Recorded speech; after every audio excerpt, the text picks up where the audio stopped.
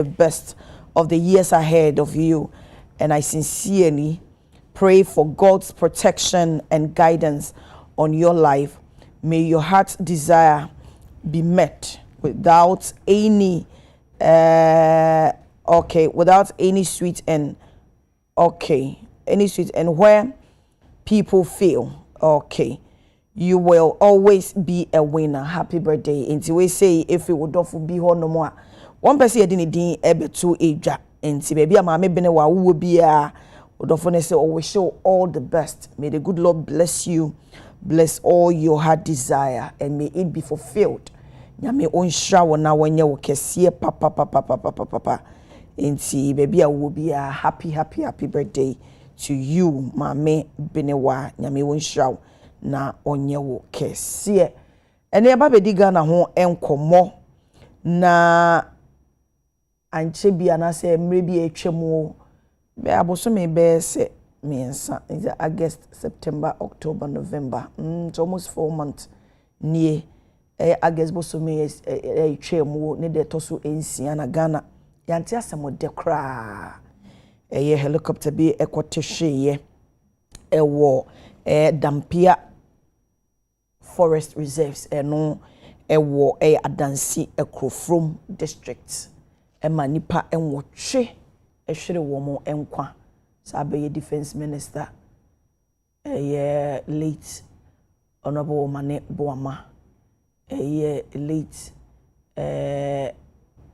mpemfo bebre omo eka ho na wo mo ehwere wo mo enkwa nem na so mo mampanyini etu pa be de ku ka so mo nya hwehwemu emfa ho na hwehwemu na baba beto edwa enti ensem ni bi efri mu ebaye ene se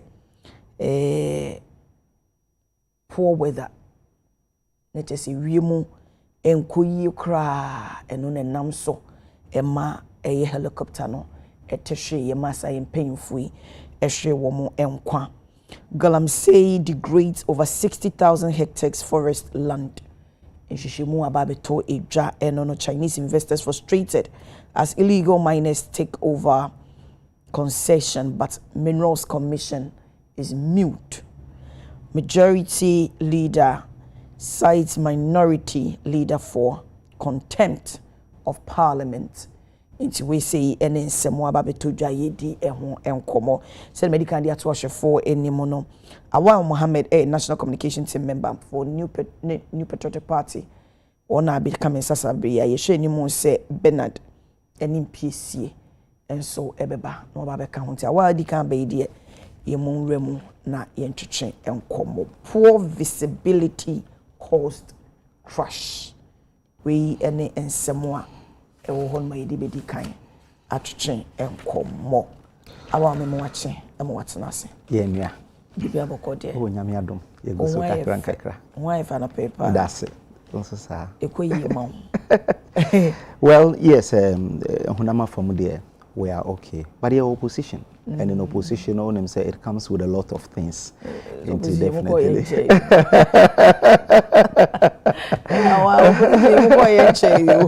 But Dr. Baumia ewo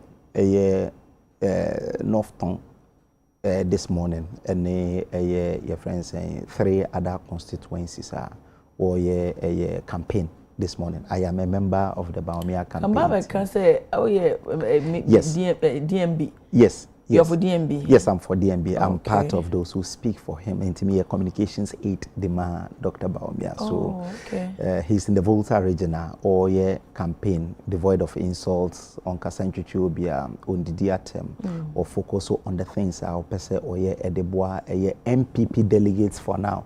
We share the message now, tell it towards the MPP delegates. And in the campaign, a dance compared to the other competitors. But this will be Messi factory or Hanina Kikaho. And the elections is about Omoa, they obey lead the party.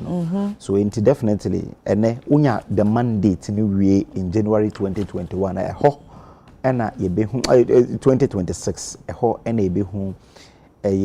the promises any normal obitimia ye the abwa Ghana for into between 31st January no.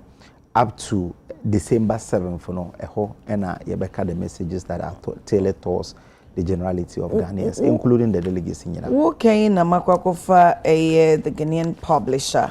Nye enonko and the inquisitor and so Ediaba. I was less than firm behind Bawumia. We see na Poasama Walker and a Ghanaian publisher and so Bawumia outlines MPP revival plan. Yes. Yes, and o share the IC anka enye news say napo ebe kasa na anka ya report no but unim say nansen otu kwan kakra na obae na obihia Ashanti regional delegates nyina, especially omo constituency executives and omo edi nkomo eka about nkabo ne na keka ho na oni ho no ensema na dodo na eka ne say oh na pokura na oyera ne mate no Dr. Bawumia chini na keka ho.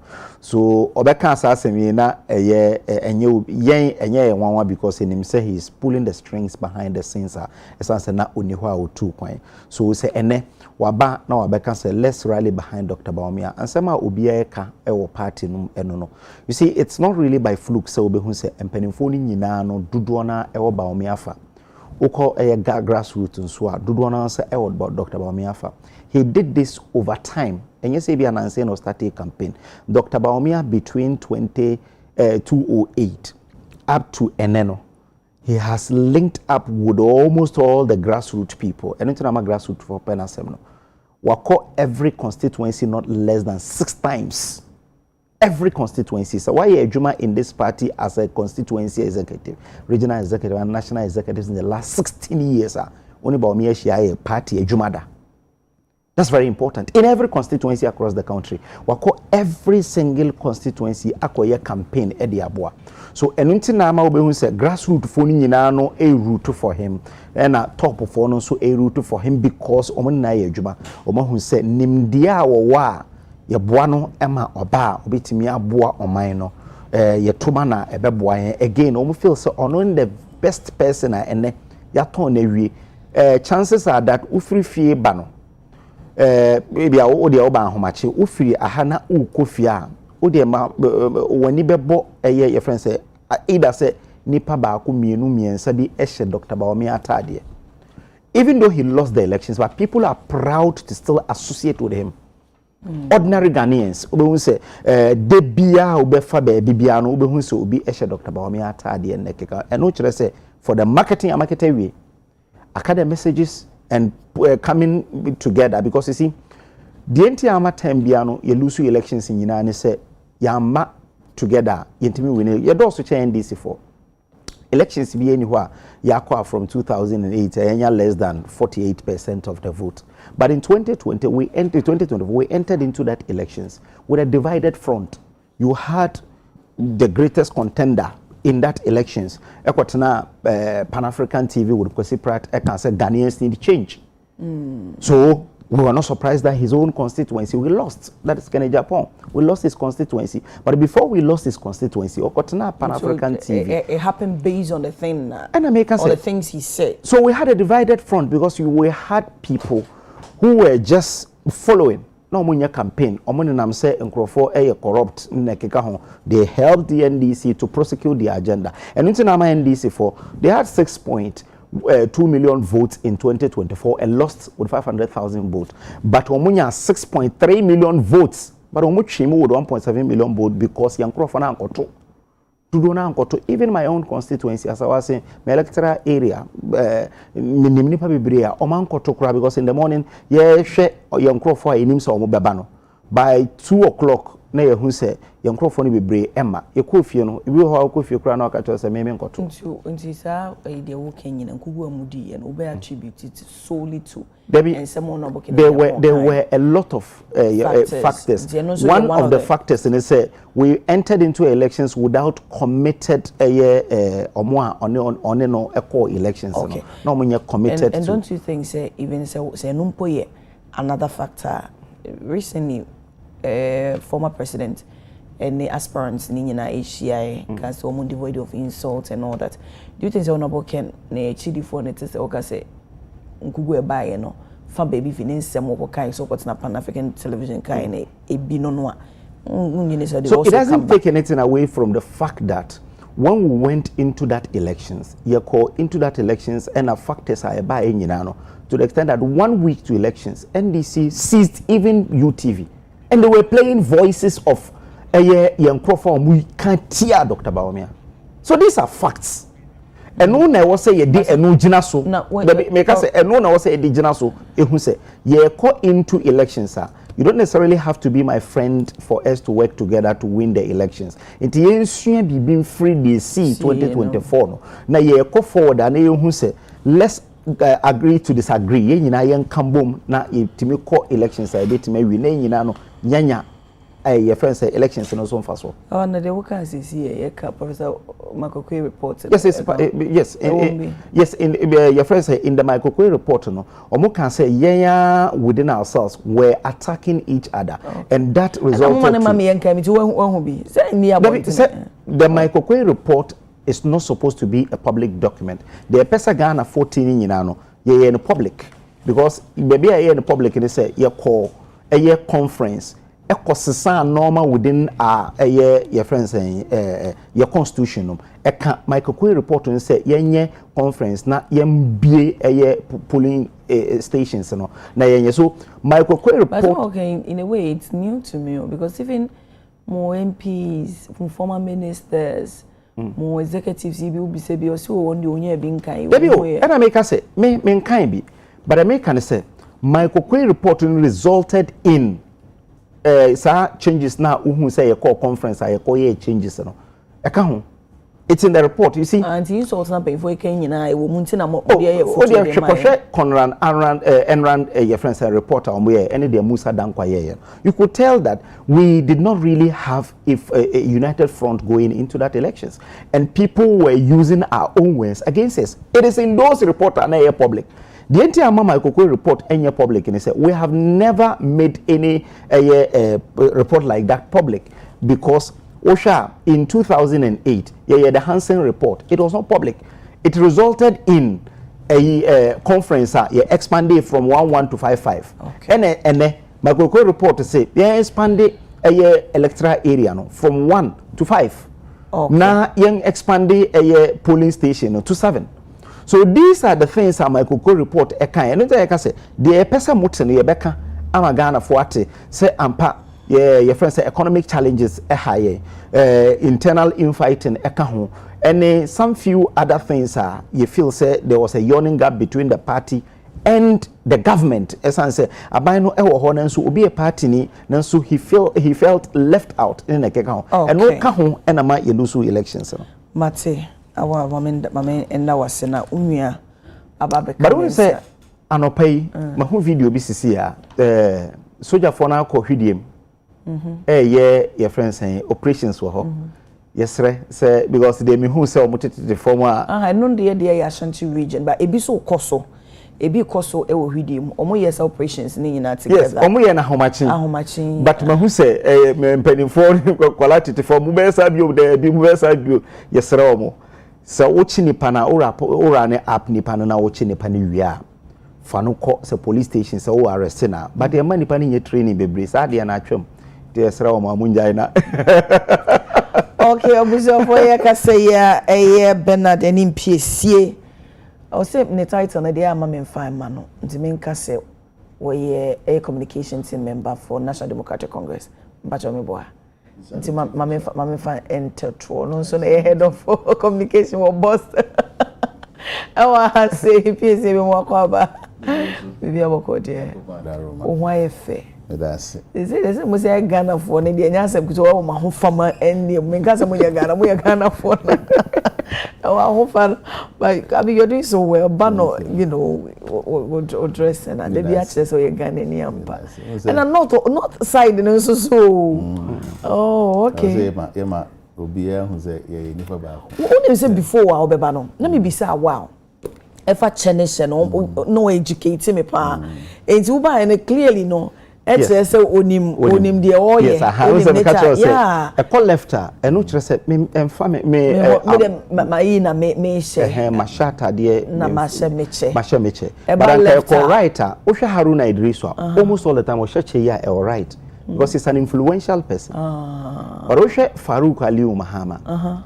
On your friend saying, you know, MP for Dagon. Yeah, but still he gets to left. He still way to left. What you say? But Oshe Yana, may you be a source. And what you say he's a sovereign. So what you are saying now, Omode Koechiri say, Onono Obi Agunachi. Inti say Opa. Hey, and you are ready for everyone. Wow. Yes. And what you say, your friends are wapping. So you are ready. Until your person over there. So you hardly see people doing it like this. Hey, I see. Because but now make me pay clarity on it, and see what I pa and yes, I said, Ghana for you now, say, Sebi, yen now, Sebi, Utubakum. A manual sem, the bear said, about the constitutional crab price. Maybe yen baby, I fit and find your manual sem. That's true. Ghana first. It is a me drop me home to say I make fee. Baby or Ghana it helps. Okay. I know also bet me I said I be I say I to tamam maybe I actually be for us. In na boa I promote Ghana. Na ma min share me nua na min chia wonso. Joso. Na men fanchi akese ma IGP. Ora 30 year hono. Wa justify say ampa adwuma no nia Nyankopon de dum no obetimi de asom Ghana yi so no yeka police operations oti asepa wa kwadare mu pa nti enye won asa abande da no wa point no man is a mandate say onye deputy IGP in charge of operations we Ghana ha niema afrowa anu ye den a yesusu say betimi I generated the amount of brave and a bit my text to Marco baby for no or not tied a down until young one say now what you me Nipa be our dem Russia won't send a year be maybe what he did or now we or Ashanti region Kakra Kumasi in Temple and near me. So I break room so you know be a voter region I once saw them Russia won't send quite attack a police station and then one actually won now. Me metna ha nkyere kwa won fa so mfanye won hwehwem eye won adwuma won akosua won abinwom nti minim se kosi na ahia ebeboa na a serve as deterrent to obi o wasa adwen no so hu ye den kura na emuru Ghana mraso so hu ye den ti se den kura na hu ntimi nya den chen Ghana mra nti eye ebo na baso osa akwan no so na sebe mpemfo kan no se unyuma ebedi wachi nti erenya me won wa se ne amanfo bi afia se person oyi ne tu akwanwa ne ade a won so wo lazy on boot no eren ko basa ebenya papa no ne Nyankopon dia dum no akosi ase pepe okay na mewie ho no busy oh sebi ne baby o dey go fire na me time no ba o cycle free. What is empire echo paragraph 1 akogu ndi ko paragraph 2 enu ye gusa ye kan yo ebi nya yanka nanka mrama ho kwan na wadi ache esane niema won afiase hunti niema be break us yo Ghana ha ayeti ye ifo ye be say but there president Mahama abreso niema bia ba fom nia edame koma so pa manage ho a big push agenda no and a kwanga machine see so be yan fi manim honi yate to try hamem and ran over wa am say what to is it hamle won what there's a link from what to what's that oh yeah when chi a copy mo oh okay where your friend saying to Muhan and to road to Bolaga okay me familiar was that area that is the road even though not contractor agent also there but we abandon a contract right into bring the big push into amount for be who akwan afro wa ereko so mo bi nsu mi kromboma obenya na big push no kra ma ye no won a share district bia say afi bia and president Mahama at least 20 kilometers there obenya wo ho patem ho na when him said na nso na Nyankopon ya do Nyankopon keten no lunch. Na say dem dey kan no. There be a meka say we are banga djuma kura sing friend obetimi aye no so on the side e dey aka ho. Mfichiri nkokoyen no ne ade ye bebo president Mahama Abaso. Who say ne sem okan bia no odi so. Nya fi no baba esade. Ni su ne bang okay. Then you say Ghana for Sunday na base. They say my Ghana is more time. Why are they? Na me time so na come out so.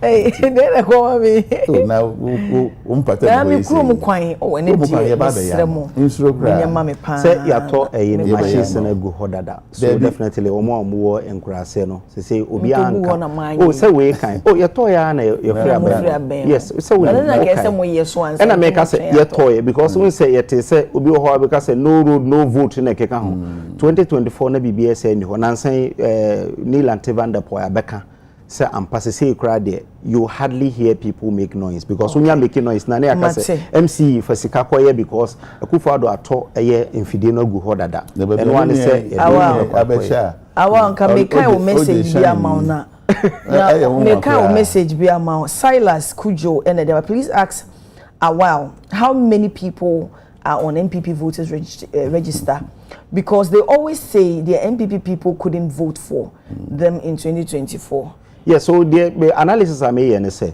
in 2024, in 2020 elections, Nipa Omotu Abama is 6.5 million voters and a Tomaye in 2020.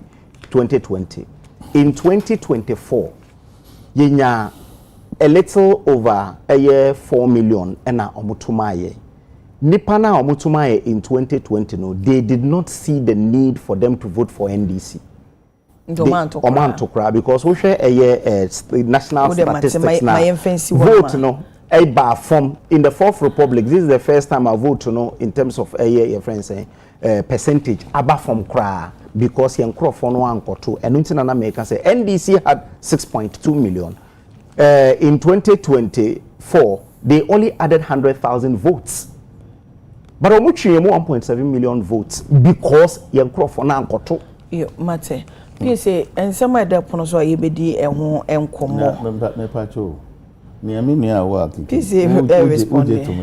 Please the bottom note you assembly wo hono ma nipa na ka but the bottom line is Oma Lucy Amama Winnie. Into when we say enye argument mo akra because analysis no you know. At the end of the piece mo abe mo na meboa. Aha, nti me so me no ho asare for juma I can see omi say why can see how to live about it Mahama gusu here no so what you say Mahama how you pass obega say MPPs and net na congress sadly na ya dai so what's the wishes are not August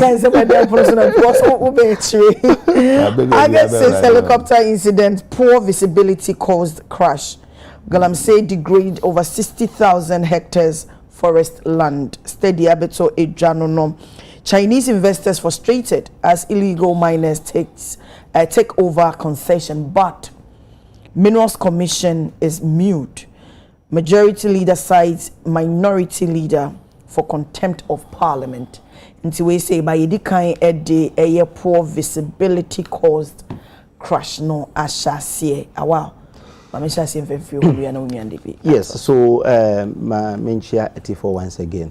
Enokre say enra yenyina yehwe the presentation, not really the report, because report no omo unreleased omo the report no ekoma president and afina omo be presentation on the see ade ba kwa meka say positive about the report and say itimi clear misconceptions ma akoma miensa efri ho bako and say nipa na omo ka ehyen no na omo nim ehyen ne ka onim say ba no sa asem no eba abonten pa say na omo nim ehyen ne ka ebi so ka say they no can say well experienced. And I make us say later no. Okay, so and I stand by. So sa de na e wo ho na onim hye ka ne na keka ho eno no omotimi eclair say indeed within the week kura no omo fly.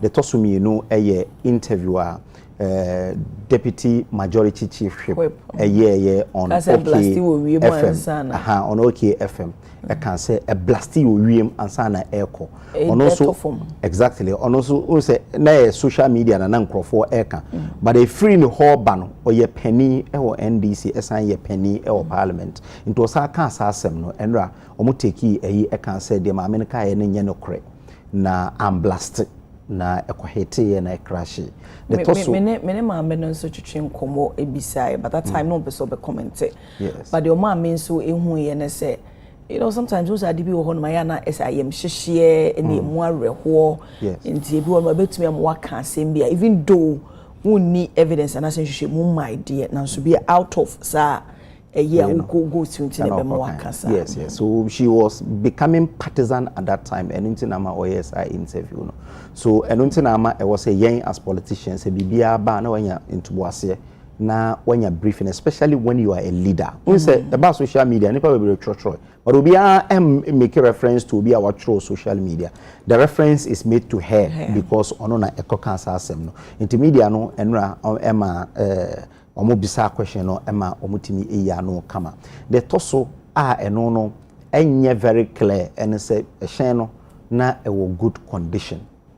Eno no omo kan essence almost use no on Wednesday kra ansana omo be use but it's essentially due for exactly and another replacement or service because I serve it 10 years so every year fidie no to say ochu car na say do service until or service so there be meet dey akokuma because me koba na mabeye and that was what they did because omo ye say omo push for 90 days ansana omo akoye service you know ena we no itimi esiye again you say san fidie no kra ye edi ye adwuma no enye mfidie a ewo modern technologies na keka ho but ede ba kwa e wo say nyina no yesua free mu ene say tama na omu betu no omo kan say weather no na enye papa both in Accra and Kumasi inti plane no a delay for 1 hour so womo omo ye weather no omo entimi enhu say beyond Kumasi nso etesen Inti kodu omu say they is safer to get to Kumasi but to Obuase no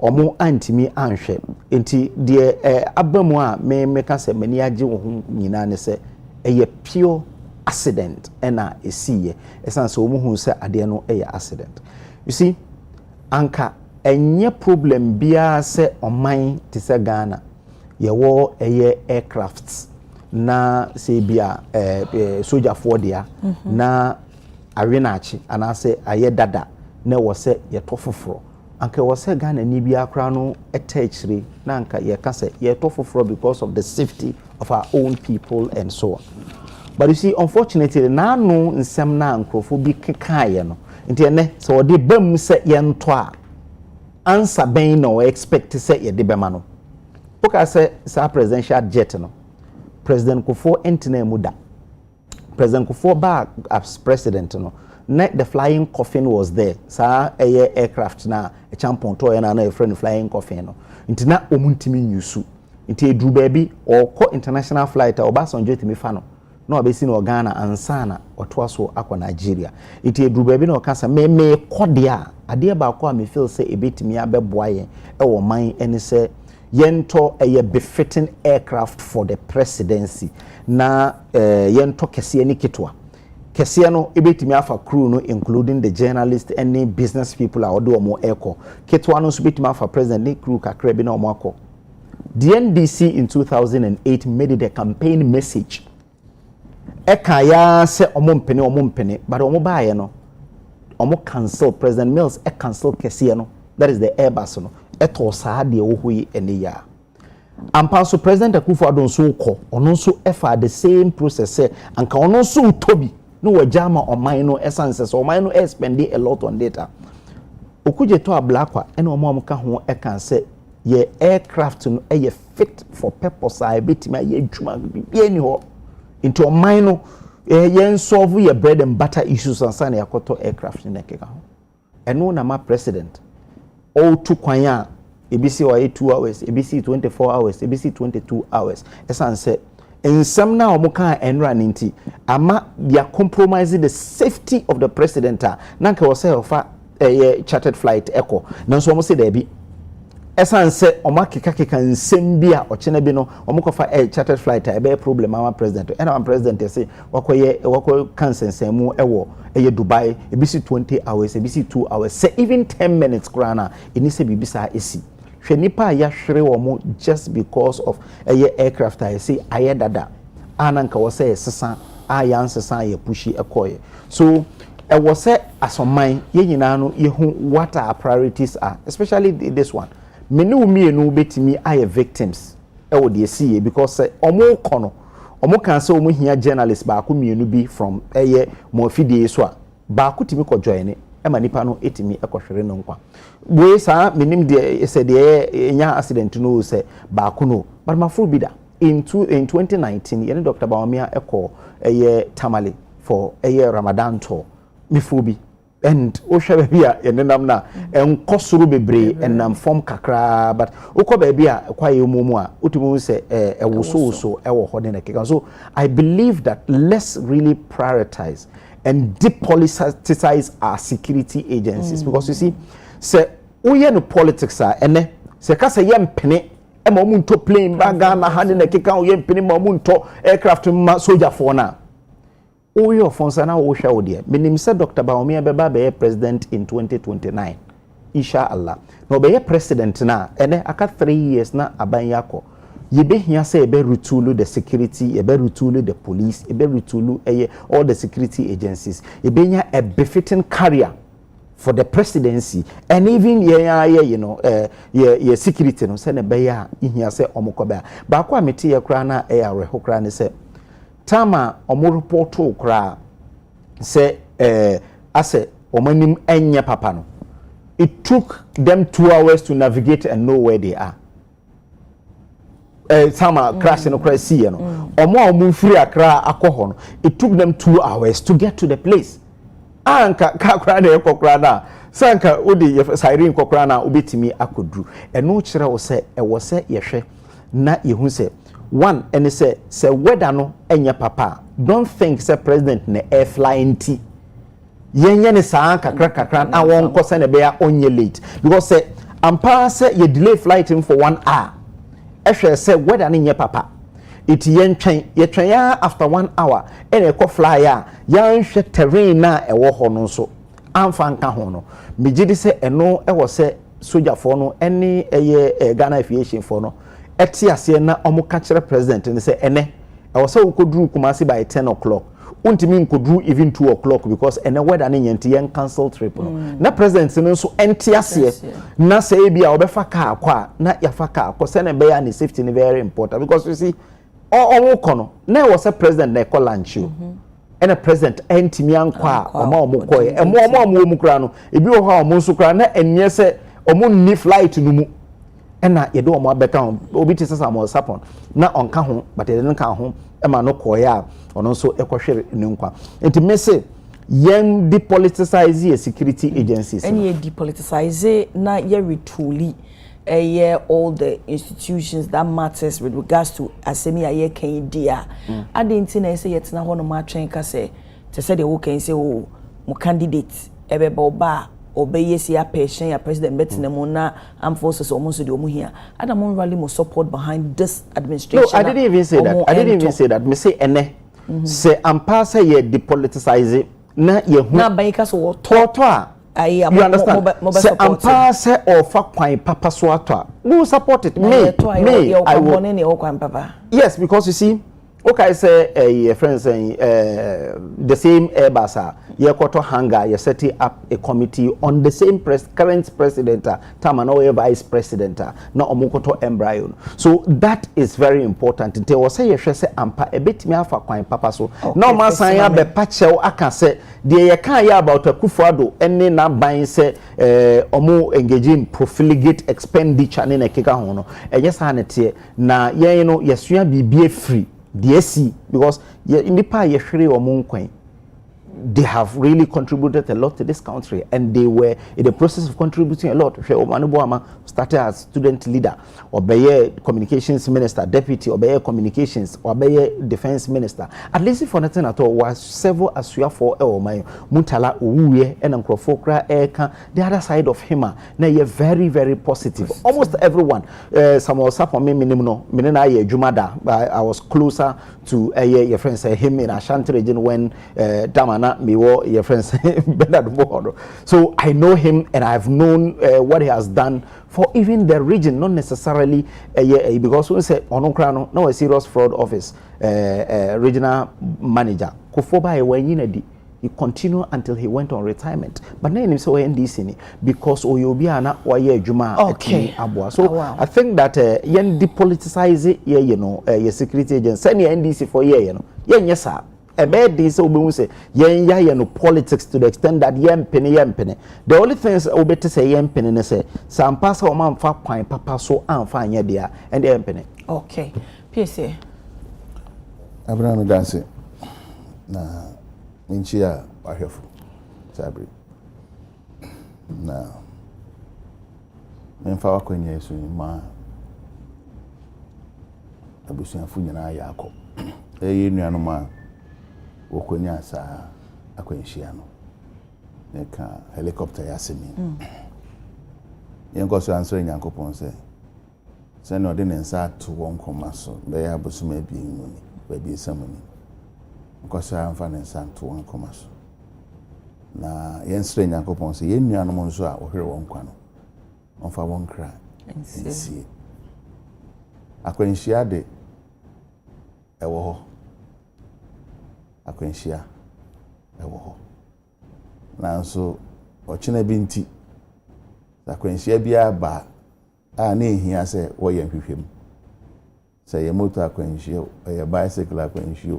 Sa bangsa ba mu pe na se ye hwehwem kompanfo bu bebi se wonam na wo wetiri o slepo na wo hwiase a o sori a pe na wo dikan ye se ko se ba bia o hwe o slepo no eden na wo ho I say a natural it come by itself so poli ya o pa de ko se eden na sha bo na dun sini na bibi na da na oti aso na e ma wetiri nti se na be yo chena bi udu ho a ya hwe na wayi na kwa nti eye pa se aban etu agina ku se wonko ye san hwehwe no na won fa mero man no ene ye ba ko netu se bi nse no so be boa akio mischief bebre ya and speculations are na a center around it yemfa ka akwanhia nyemfa to so ka akwanhia sia obehwe se ebi akwan no na enyi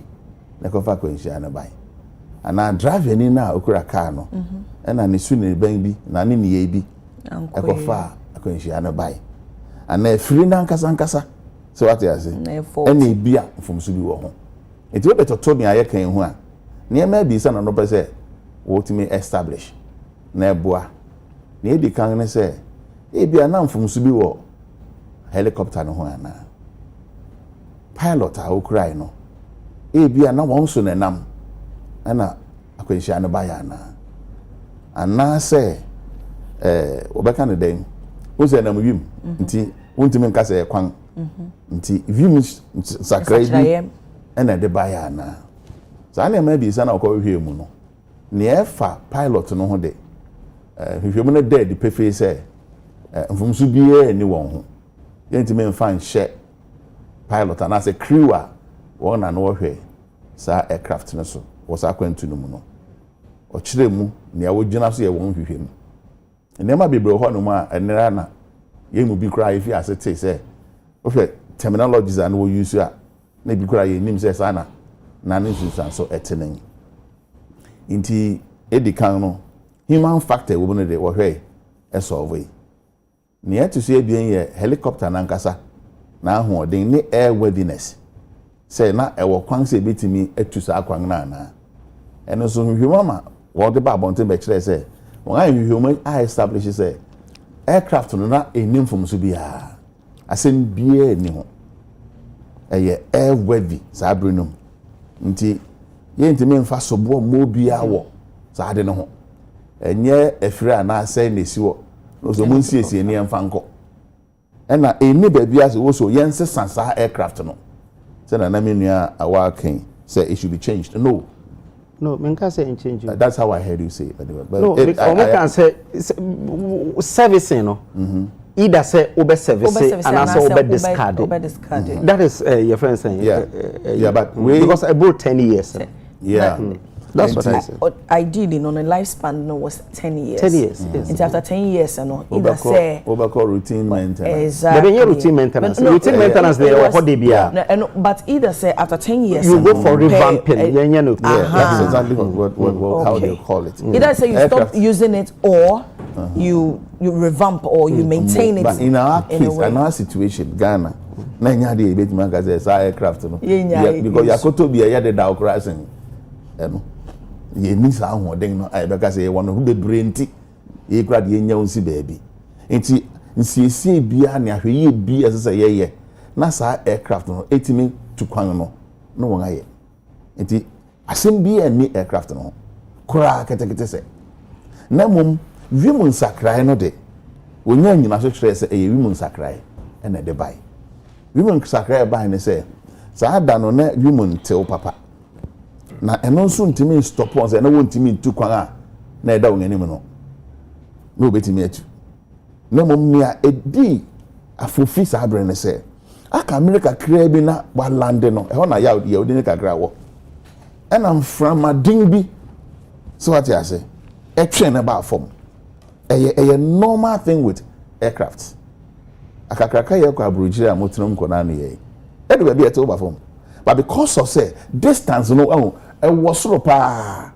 enti ebe twa ba form kra kakra bi a obetima gada momentum bi no wakọ na yin frama den na no ye den no wo say helicopter na nkosuru bebre enti ahoden na etwe ba form no so be nya mra san pagya oni mu bi o no sa ahoden na ma because abre no na ba bi adu no o yin bi enye yi bi o ya kwanhia Jesse be say bi say Nyankopon say Nyankopon kwan gba so na wo hihye ma obi a say wo be fa so de afrɛ no obi nim ne de metie menim meni awa onim onso wonim but wanam ke wate ase obi a wo mra Nyankopon be fa so aton sa afrɛ bi animu a enye yaw because wo be hwere odofo so wate ase nti eye yaw but ade a ebinum som mo no wo gidi ne say Nyankopon mra no ahihye amon so be frɛ woni Obi say na den na sa brim ne si because am from no amman nyina ho anche o e boy prekope yeah we got seconds enya de na ebo gina ho so me ko wuram da bi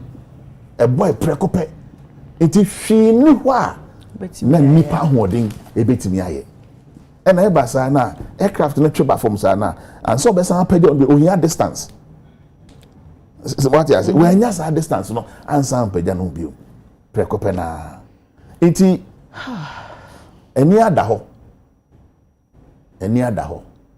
ni ayi betimi aka ne se ebi Nyankopon hyehye ya na wa hyehye se obeto nsa afre ya adofo nene entimi question Nyankopon bebre ba report no ye recommendations bi recommendation and report no ye ne se abefo ni na bi wo ho a na nsan aircraft na wo ye no wo de bi hye e de se car wo GPS ewom we wetimi ase fiako e bia Taifa Junction e be kire so obi akwan eyetia na mo traffic wo so enti fa binkuma na afa nifa e ho the traffic bi no even though e ware kakra ma obedu pemra opese odidu no obedu ntama chense obedi traffic mu obi enim se na sa na manete young aircraft na e won eno na bi nim untimi mlemu obi asa den na ebi nim ne ekotoy but on American what I say abefo de abai you bet me nya bi o mato aircraft net on one holding and send you bia specification so what I say it bi o ha na bo eden pa e bi nso bo ye mrel mu ne we na one holding betimi aye wo hwa among bi this America no ne ade aircraft one Air Force one yakasi ye hye organ one hwe kra nkwa ha ya hu bebre helicopters ahuru bebre jets ahuru bebre aye ni me sa dodo ni bi ye ni bi esan say ahoden hye dead ni ho saa say bia ye betimi anya ye beto nti me I recommend me say sefi sa abiri ko no se ye beto bia ye say ye beto nia ewo say free ni bi eno no betimi a kire so aha no aka beye bia kwansin no mframa bi betimi abo because ehwe abodimu nsakrai na wa kire so nti either say e bia obekosoro kakra ana baba from kakra ana okokre nye yenti sanwechi enom ni nyina o sa features no but eni yankomo aye boyim but o make so what you say eni nkomo na goni ani yusu no eni bi nyese bi wom na asay na ya nye ni ana ye tutu afim eni ebi nim nti going forward no na yesusu say ye nyanom a ebetimi aboa prevent situations bi te say ne na ni e dey sa afofidi no ebre yen hade a yeje ni nyina asopem yeje na asopem sebe tina I work say yakwanhia accident but so what you say do na ye na wani ni ho so kra wo say beba na aba mprofrim ade emu bia ni ho a sebe ebeje ni pa nkwan because we dey eketewa bi na idea so chen yi obi aso ni ho betu ka no because o me kona me mebio because o me kwa aba because there is that confidence sa jidim sa hope no ho ti going forward matters amanfo bi so na adan na ni sa de na ye mani tui yesre hemma yan komo yim sa because aircraft na toy helicopter na toy I think 2015 or manufactured in 2012 e bia na so isu kakra me nim de ho na me nim ho nim de but young woman 2012 model sorry, time when they manufacture and they turn 2015. Share flight ahoro wako. But just what I say. Eh, wako. Problem be ambaho. Problem be ambaho. Eti ntimi nka say adan na mokoto bibi sa nje nko blame won akoto e no. There be a massa nkomo yi. Ubisa sa no mama fa we na woni awa nyina enyi ano. We say free eye ablade efie kuma. Was a helicopter crash reports no. So the cracker is saying, who will be held responsible for the inconveniences caused? I know an American address no. Ti me yemfa so mo. You know how this robo no.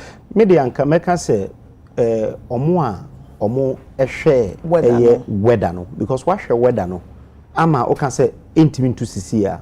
What delay no for 1 hour.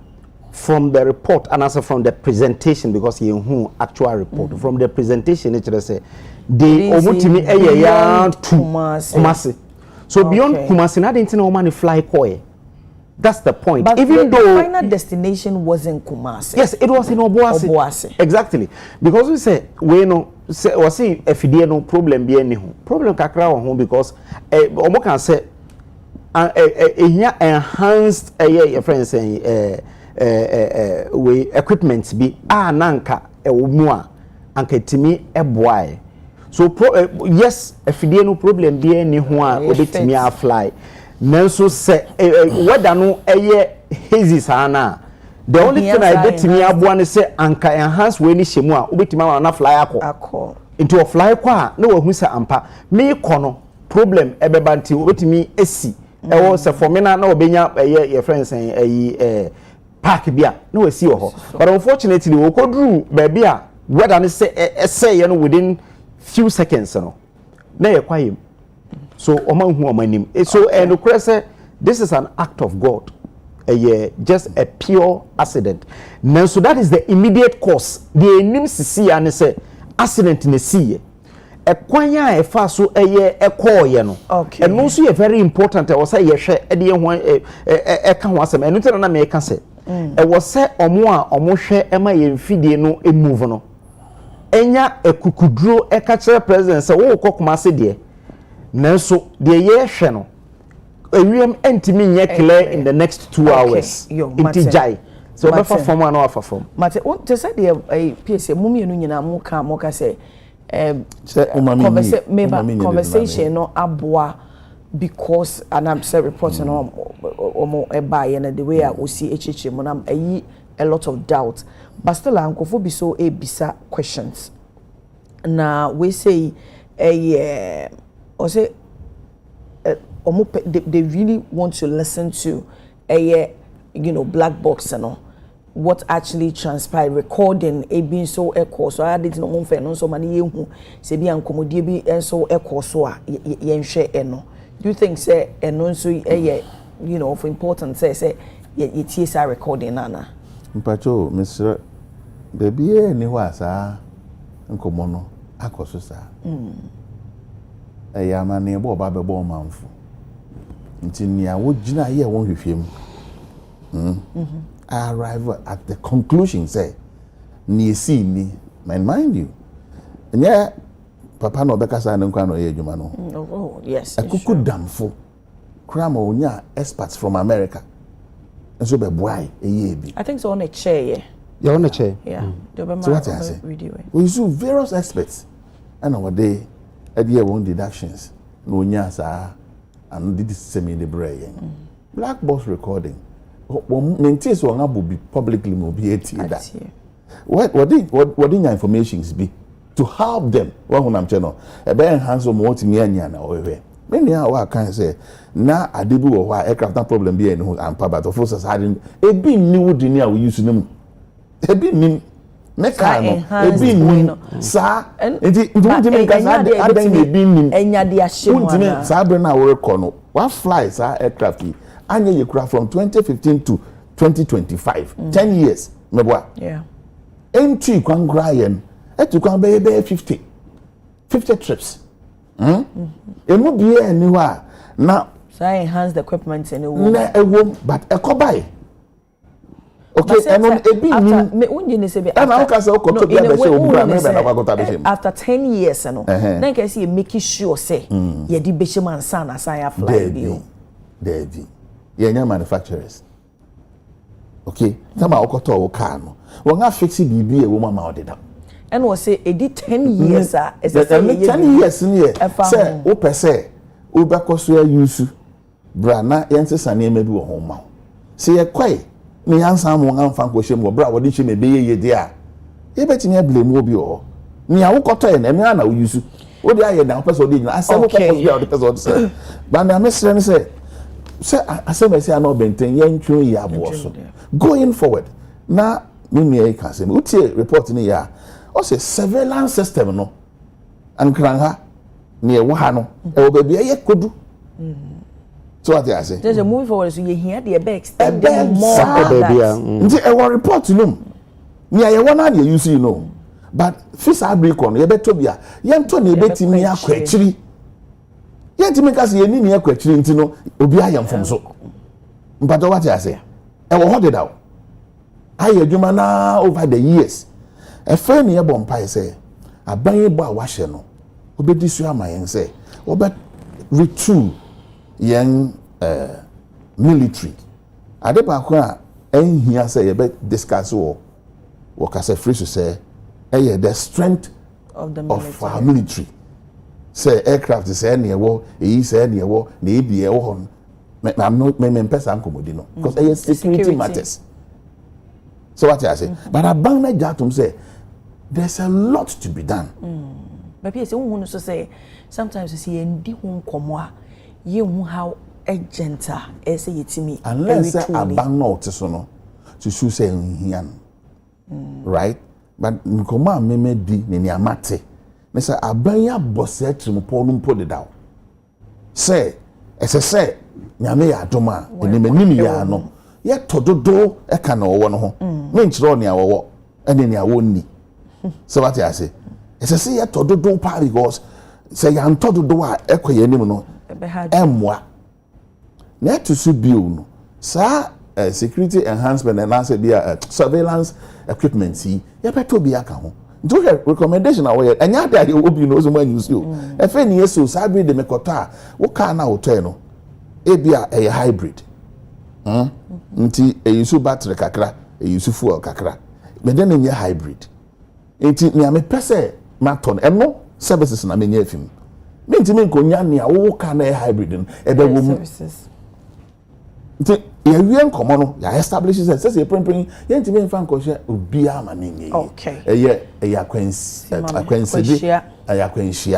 na awa ka bibi fa say na Kufu Addo pese oto aircraft bi na NDC fo say one man ento me patcho enya no kwai me nim de we yan senchuro ni wo te mere ben say na Akufo Addo asset ba saku bi say mon kam adwumbum na me pese me to aircraft me nti bi da bro to bi map Ghana Police Service wo te say NDC for your press conference bi fa ho there bi we aban nti ese say wo challenges are oman no was abrenum na what solutions to it near NDC for make say can ho asem a rented aircraft and no man benin use and you be say ye will be did that wo na then no wa fa foforo and na defense ministers abrenum be catch na say ni enti o man benin high foforo ne say eno no ogware wo ma ye ko be do na so be do no refresh na bro for catch na yen ni say okay wo gwa wo mtina waja ye de si wo no was abra na wo mu ne de there be so satan no man ka say enye fit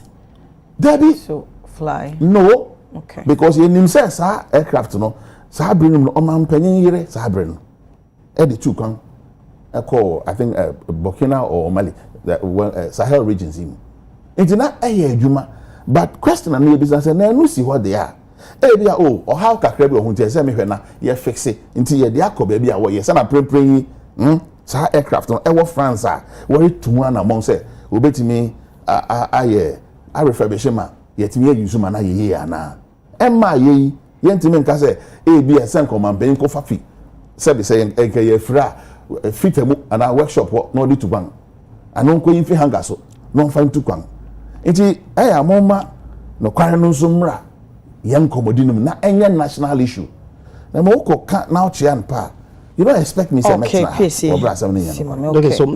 I mean your friend said Akufo Addo's government decision to acquire new presidential jet misplaced priority and insensitive Sammy Gyamfi and it's on My Joy Online 2nd October 2021. Now the communications officer of the National Democratic Congress Sammy Gyamfi says Akufo Addo led government decision to acquire a presidential jet at this time. It's a case of misplaced priority. So if there was no decision to buy a presidential jet, why will he say it is not even a priority? Adia ya discuss wo krom han won't that say Akufo Addo no person on top presidential jet. I told you as of 2021. As of 2021 and you said you don't like so what stopped the president? Wow, so does it mean say sa ensem because minim say won't nkomodia ba bimukoti ensemo a honorable Kujeto Ablakwa can even say I can say does it mean say sansem no mo kai let's assume say omanpanyini decide and I said my buy that time decide so beto and someone that time no position e kan enunti and a moment to ana enunti make ho because you see say we a government now who take a decision. You don't speculate. It's not about you don't speculate. Who take a decision? Then there is stiff opposition to now or raise important issues. It will prevent you from doing it. Na saying keke no kwa dia and you say because e-levy. A lot of people spoke against it. And what happened? And what happened? But you still implemented it. How did we implement it? We started 1.5. Opposition came in. They make a so they make a opposition say okase definitely it me esesa normal bebre and until na e-levy didn't really see the light of day from day one. My uncle the next story so I'm saying destroys over 60,000 hectares forest land. Now we say no mu cheche mo no asemo omu use football pitch as an example. Says about 84,000 football pitch. They can 60,000 hectares na. Yemfi enimu say park a boso ball no. Dodo sa 84,000 forest reserves na galam say assess say no. No mu chem say ban the southern part in about 17 years in ye. And assess say yedidi akomwa. We say Ghana Space Science and Technology Institute for and it is an director of the Dr. Joseph Tando and Ode Nsemi at Ebetu Ija. Now also show fast Ashanti region, Western North, any other regions na Sam ye and Galamse no etimi edidi ako PSM Shase edi efi wo honom. Me dance me amembre ninti me fan to be through kakra. Say Oman paying your agents of better aircraft. patriotic ye unse ye dedicate PC ne di kan ne say military Ghana Armed Forces Air Force e woman no one e be advise o mampanyin nya ye wa hanin nti committee bi a obeto e be nya din the question is say o mampanyin tu sa na mon na committee ben ana commission ben na no hwesa ankomodi ne so military full advice o mass abren ene na way enya say bi obi say o mampanyin use aircraft na me hwa o pese oto me na minima me ka say o mampanyin na o pese o ye ne say sa rented aircraft no yen adwin mu no no mampanyin pese oto sa na ye concluded sa abren mu nenen enti say question obi say na ye pa ma me ti den na stop o mampanyin a went me anto position kasa President Gufore Tone de no ampa ye mu bi kan say e ya hore bien bi ada bi oman na ho de rintimi oman pen nos by ampa obeto ne soto wanto backup once because of ahode a na oman ni nipa wo jejinam blame oman pen Gufore awa wo NPP Mustafa Hamid e press conference say sabre no ne kwakoto 2008 aba na okoto aircraft na ma Gufore lose election Simpacho na ye de ato no kwan pepepe amanfo tie ntini nyina na boa so defense minister Dominic need to address parliament on December 14 2021 and told parliament there is already an intention to buy the private jet. That is where it started. Okay.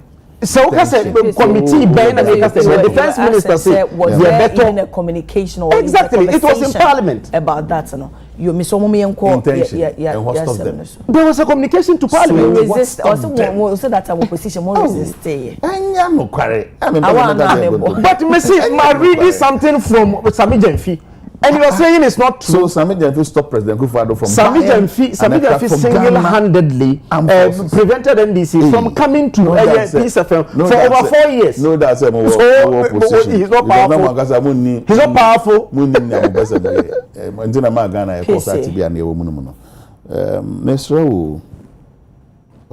As I said, with me, decisive on what you think will be good for your people.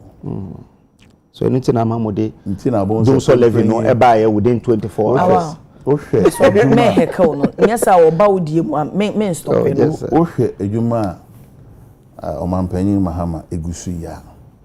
Ba kire ne commitment say Galamsey fight. Nyado betuto nase. Ebi na ne ye hu ne nsunsuanso. Em se mokra mo yi ne mfoni kakra.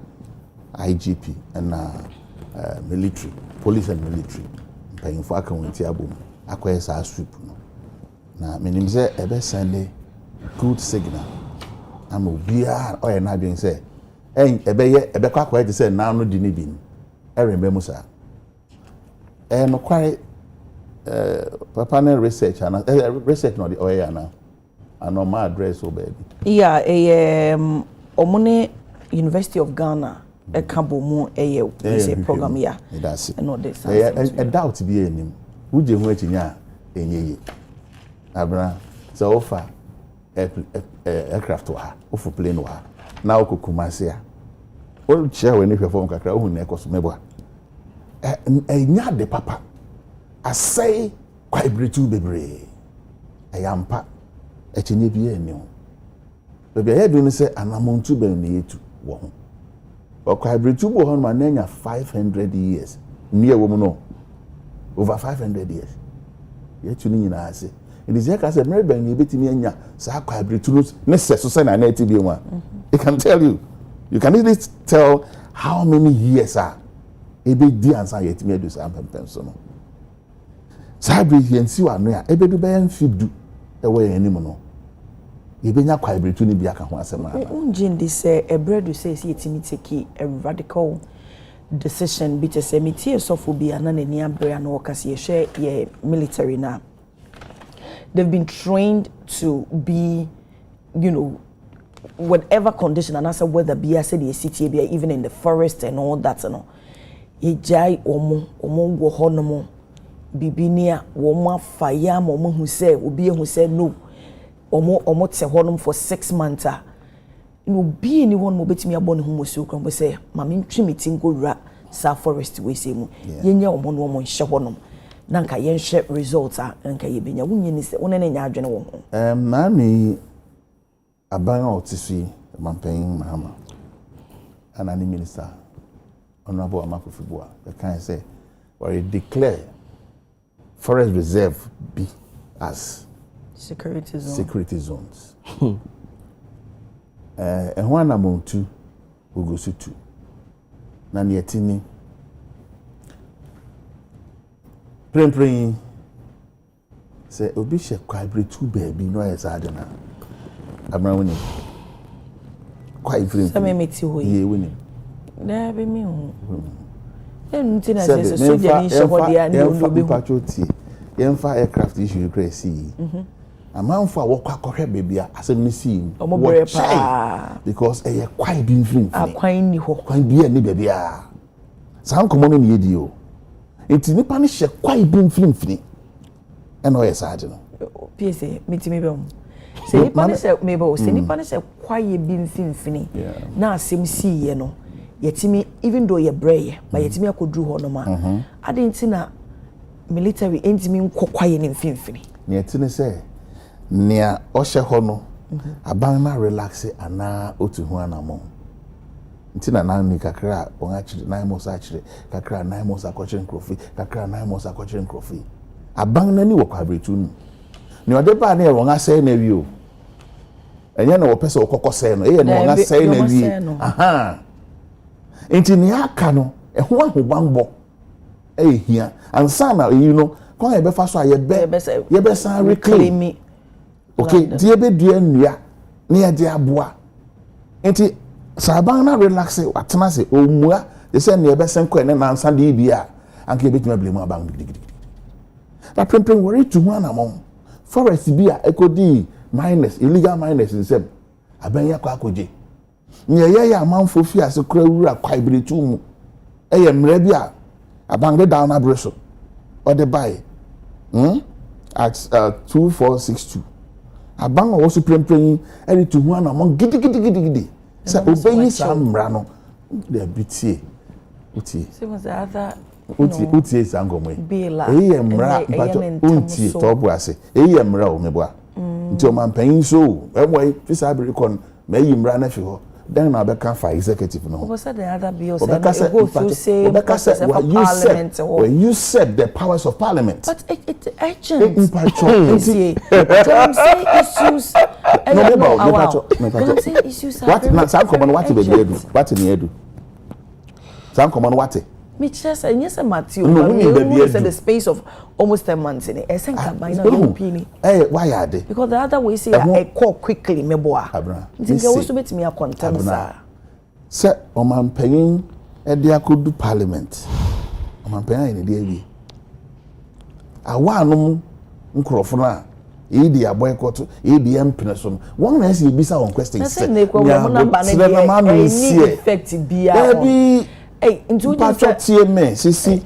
We are having a conversation. What do we mama no nsi na de foforo ba. So mama no nsi na na de biamba ko mama no nsi. Yo what me too. I don't go do parliament.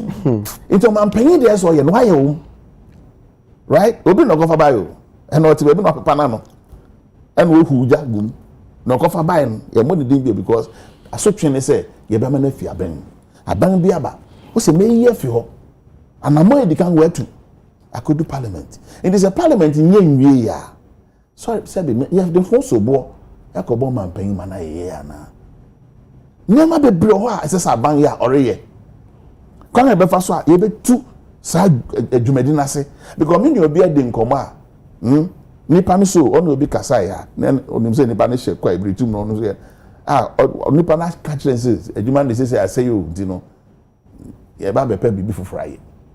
Inti enya da galam say yes and o ka cho bi say galam say taxi driver bi am maintain and come and dey nkomo manager it was refreshing to me because say nipa na say adan say be dey do no aye hu a toto na wo be retreat wo be fie abepe bi fufura aye ebi wo ho a na adwene ni say on the hard of force when you be akɔhye ye betu ase ba KPI a Ghana for expect wa ban ho eye niama na edi kan ye nsu a eni be fi ase ato mebo eni tu wia kwa ibretu a nipa nya kwan nwuram da bia meka say we issue license ema obi so nkoye mining a wonya mfom so ye o sa na mra na kire den pa enso wa na nka won ti ase so ogbachi so ko si ho na hwe say na me the license ne ma no at the panel ode ye ana ode ya de bone eno na ya nye no ana escalate to baby aye wa prempren na nke de na nsa betimi aya ehia be mfia na konfie no I'm not saying say sa na ban na ka ba me de to asem ho but just what you say ye me ma sa nka so na be am for better say ye ntimi mfa na wotwe nye bio ye be hia mre a ekosoro ye be hia resources sika na said you ya dia manasa obi be di manasa na ene nyankopon adum ne nya banga o se ampa me de sika na be ko ba bia den fa so de be ba e be bro manfo enkoye se be ko tu form ase sika keke iti ebi ni hode ese emi an ya kan craft ase ni enye sika sem ni a iti aban na fam de so ye no oguso ye ye nyina ye encourage no no nye more ni ana hodin betimi aye na ye ntu ase because nsase ne de enyo bi no ba be ka tese ba kwa research aba se nsase sei kwa ibiritu ase mpacho eyenkomo obi ya tia ye hu na e ha no se bebere na nche dan phone ani nkohu mining site ne se ne ho dwumedetire kwa ya esam wa ha be se fi akopem nsawom na obi hye ho ba bi na adwen so dwumedi bi sa enye easy de but eguso enti na mekani nsase ne de asai ni aban betimi aye ne se sa blue water blue water no a ban policy okay to right? Have all our water bodies no betimi aye blue e be kama na fi wo you see another word that's another forest no I think is it green I think it's already in the forest no there's the original color no yeah there's a payan manifesto many you use word bi o man ben can several they say you betimi atimia claim yen sase no na ye dua nua to ya fesa betimi recover okay mate wow yare husem esanse bi hwe 60 hectares now kan na fortunately okra wa break it down say omo ye say ye can football pitch 84,000 and ye 4,000 84,000 ya say no cry and again unnim you say sebi ba kwase unnim dokuno aben de eto ahye de on say aben fa ha say wo kokumase na drew between Linda Door and Osino omo ye galamse no okro no mfinfin kro no mu na omo ye de ene na ohwe the president Mahama ehye ye bose oba obeya wakase obeye ma anoma makomako enan ose obe wage war on galamse obe repeal the law na sisi ya o kan say MPP aban and the law no by ye call parliament no na ye unanimous approval but empa ye na de by omo to mine in the forest no omo ho yes na omo ho obi anu ha wote say NDC for kan say omo mpesa amra no ye passe but ye time na passe no kre o kan say MPP for na access ankrofo akogu kwayem ena omo ye galamsey anasa omo tu agudie o menya galamsey omo tu ya ma omo license omo tu agudie o forest reserve enya sa no kan nti oba o say first 90 days ni do oba ni say samra no obetwem se na be MPP for na agina kwaye no mu no etimi agai the toso kan say obe use AI na o dia fight eye galamsey ene 9 months 10 months no MPP for now we see omo ye mining ewo forest reserve no wantwam we see MPP for na ye mining ewo forest reserve a omo ama obi license onkoye adwuma ewo forest reserve mra no twam a we see me ntwam na me kosesam na mo social media ene eye civil society da bi o ka se obetwam ye nsesa no eno kira say NDC for na ewo forest na omo ye galamsey no because enya omo na ho mo ya wo si obi de mraba uba within 90 days wo betwa mranum se na be ya obi antimi wura ho ene 10 months you are still struggling to repeal the law. It MP before na walk kwa yimu omoye. Omunkrofo ena okwa yenu mu a omoye. Enu nti na ama up to now NDC fo ntimi ntwasa ambre no. Because omutwa mu a omunkrofo no befiri mu. Okay idea I will win enche ahemfo no bekan. Omutwa odwan etwa MP nasu efiri kromo. Omosi Oscar Oforila bi watwa eye forest reserve na ene wuntumi ejina court because of it. Watwitwa magalamse for awoji omu 200,000 cedis. MP NDC MP for I will win. Ahemfo ena be ye press conference here adwan Charles efiri kromo. Ene water tebedite no. Tama ye dede in 2024 ye ka se oman no mo ayeden water tebedite no e wo form ni na keka ho na ye 14,000. And then I 90,000 mohu to the extent that half of the central region be vice president free umunyansuonum. And then half of that region crown umunyansuonum. Chebi water processing plant yatum. Just within 8 months, look at the level of destruction. Again, and I'm also here.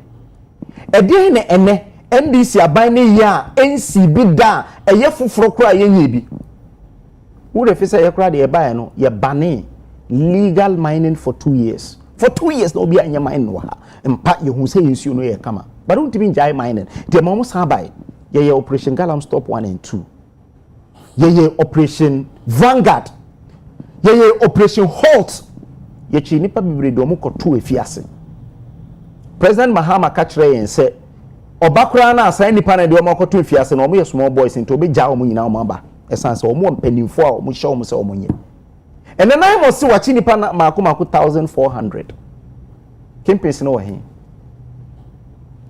se yenim campaigns no because omo ye MPs was campaigns no o se 1400 ye nipa ye chi omo a ye se omo sen kwaye no mo ye de omo akọ ama court kura hye se omo nkoda fiase wo se oba obeyi omo afire fiase because mpanimfo bi na eye in the last 8 months pani be na yakoche na ye galamse ya ache no bade bia omo se omo ache nipa 1400 ye dube do kura na ye hye galam operate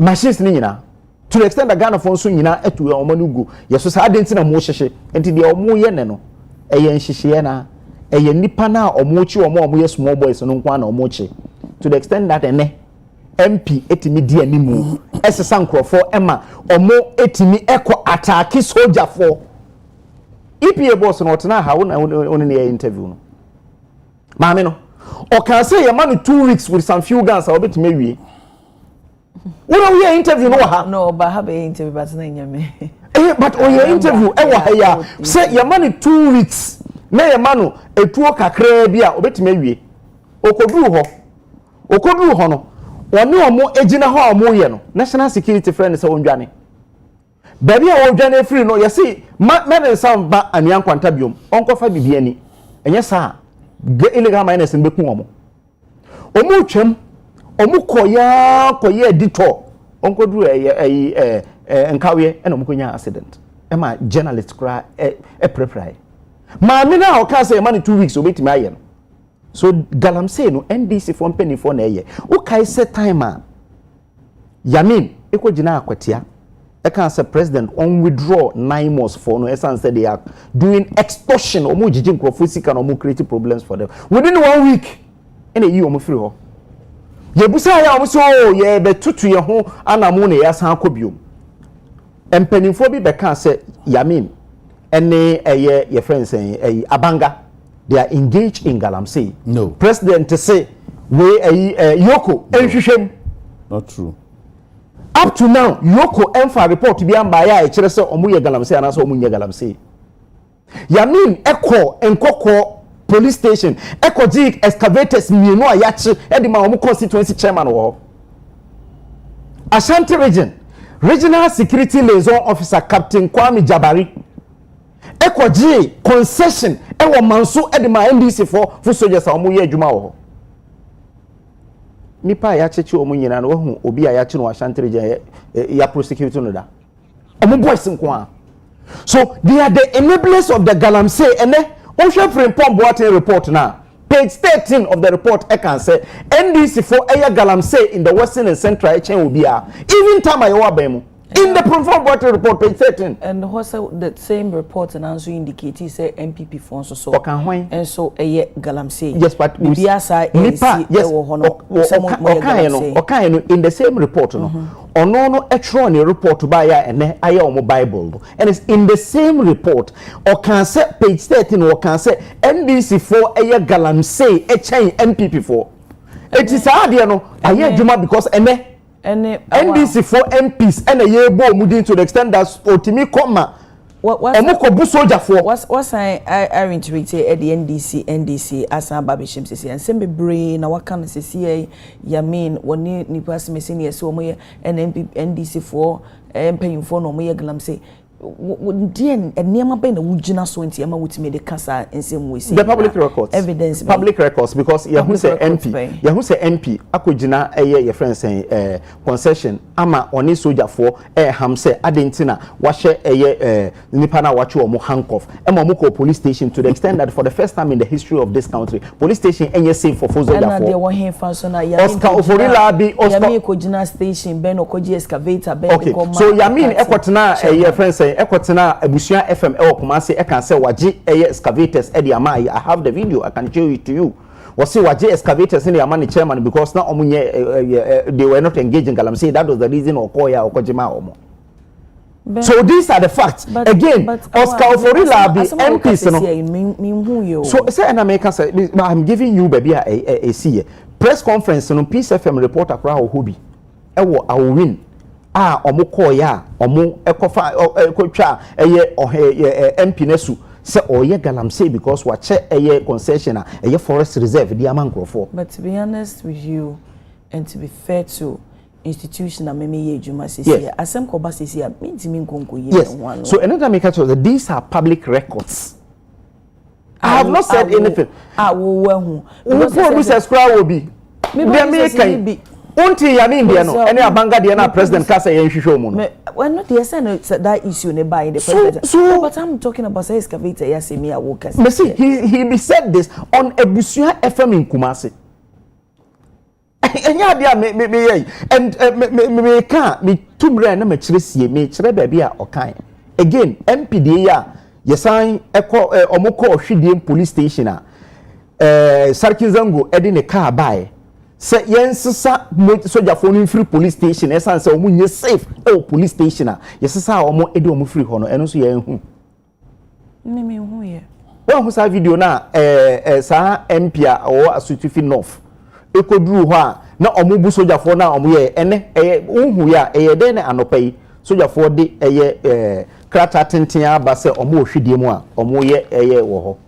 omo ye raid wo ho a omo chi nkrofo omo bu omo nkrofo sisi ya mahu video it's on my journal online koroni nyina abonyanya obi ani krom ho mu nyina dwana efiri krom sisi ya as we sit here my post to crowd on my Facebook page obi apa obi timi akohwe Awal Mohammed on my Facebook page omo akọ yesa your friends say read no and this is from my journal online so NDC for na ye Galamsey reading na wo Canada and they say nana pay kompono ya report say the identity na omo koye read no esan say soldier for die mu ne de and they I'm pretty much aware exactly of that thing ya no ntina MP no Parliament speaker refer now okosi ya de o granting bill and yes I issue na granting bill is saying and 150,000 no e ho na o man self recognizance e wie ye no o see the next agenda case December 2 set records ni straight e wa ha say sa excavator na sama okasa ebusua na I don't know about yes so I'm telling you where I saw the video on Ebusua and how sure are you say authentic? I think it's authentic. You think? Yes, it's authentic. And nothing I may not idea BBC you know say if you know the worst scenario ekokosia me institution here ho exactly and yenya bibia me producer bit me I verify that is why I'm still insisting that we shouldn't encourage the awoken because we don't know about it. So me say Ujitum say President can say Yoko investigate Abanga first vice chairman Yamin national organizer on Galamsey say no say a public record yeah and no can again MP or Asutufi North on also Edin Crawford Echo police station was not safe for military people and also public records. Again, MP wo enchi ono nso ne nkrofo ahemfo press conference can say wo chiche forest reserve the man nkrofo enwo moye eno nso ye fact. Again, the NDC chairman wo atwuma emponwa, that is nyinahini ono so galamsey on the roadside video no so ho a obi ehu. So these are the things that eno na make catch say ene say nye NDC for ene galamsey forest reserve anko muntwa mra no mu emra wo kan say ye na de ba ye de ama nkrofo na omo ye ene de 10 months untimi ntwa mra no. Again we say obed declare forest reserve as security zone.